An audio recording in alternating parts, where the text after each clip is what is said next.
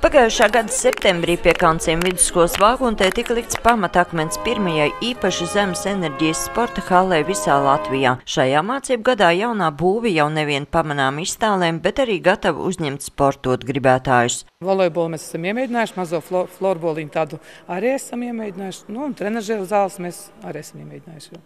Mēs ļoti ceram, ka mēs noslogosim arī ar sacensībām sestdienās, svētdienās. Volejbolu, piemēram, mums Jelgavas novada čempionāti varēs notikt. Kāda līmeņa sacensībām atbilst? Latvijas mērogs atbilst mērogam. Lielajā zālē vienlaikus varēšot spēlēt uz diviem laukumiem. Tas ir ērti nevien sportistu komandām, bet arī skolēniem, kuriem šeit notiks sporta stundas, bet otrajā stāvā vieta rasta divām trenažieru zālēm, kur varēs gan muskuļus ievingrināt, gan atbrīvoties no kāda liekā kilograma. Paredzams, ka jaunajā sporta būvē siltumenerģijas patēriņš uz 1 kvadrātmetru nepārsniegs 14 kWh. Halle ir īpaša. Tā ir faktiski pirmā pasīvā šāda veida ēka Latvijā.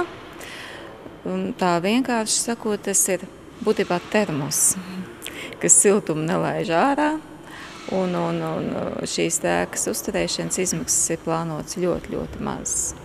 Un, lai gan iepriekš izskanējušas bažas par halles apmeklētāju trūkumu, pagasta pārvaldniece ir pārliecināta par pretējo.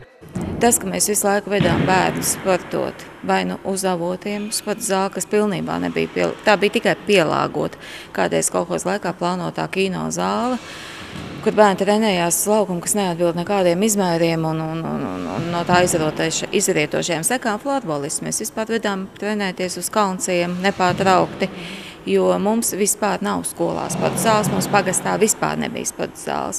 Piepildījums ir šie bērni, tās ir stundas, tie ir treniņi pēc tam, tie ir mūsu pieaugušie volejbolisti, seniori, kuri ļoti aktīvi spēlē gan kungi, gan dāmas. Tā ir trenažieru zāle, kur mūsu jaunieši ir tik ļoti ilgi gaidījuši.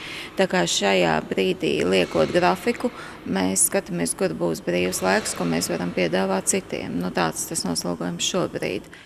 Novads sev nospraudis uzdevumu kādu sporta būvi uzcelt katrā pagastā, un šobrīd sporta halles celtniecība jau uzsākta Jaunsveru laukā. Sandra Leitāne, Andris Spāns, TV Spektrs.